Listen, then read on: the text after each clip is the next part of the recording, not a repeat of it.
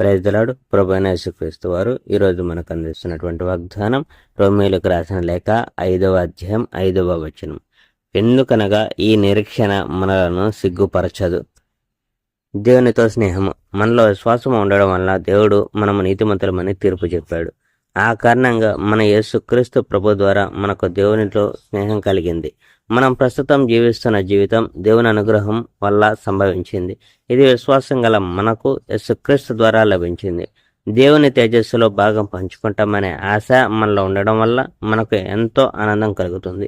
అంతేకాదు, కష్టాలు సహనాన్ని పెంపొందింపజేస్తాయని మనకు తెలుసు. కనుక మనం కష్టాలు అనుభవించడంలో కూడా ఆనందాన్ని పొందుతున్నాము. సహనం వల్ల దేవుని ముప్పు వల్ల ఆయన తేజస్సులో భాగం పంచుకుంటామనే నిరీక్షణ కలుగుతుంది. దేవుడు మనకిచ్చిన పరిశుద్ధాత్మ ద్వారా తన ప్రేమను మనపై కురిపించాడు. కనుక ఆ ఆశ విషయంలో మనకు నిరాశ కలగదు. నిజానికి మనలో శక్తి లేని సమయాన భక్తిహీనులమైన మన కోసం క్రీస్తు మరణించాడు. నీతిమంతుల కోసం మరణించడం చాలా అరుదు. ఒక మంచి స్నేహితుని కోసం ఒకడు ధైర్యం చేసి మరణిస్తే మరణించవచ్చు. కానీ మనం ఇంకా పాపంలో ఉన్నప్పుడే క్రీస్తు మన కోసం మరణించాడు. ఈ విధంగా దేవుడు తన ప్రేమను మన కోసం వ్యక్తం చేశాడు.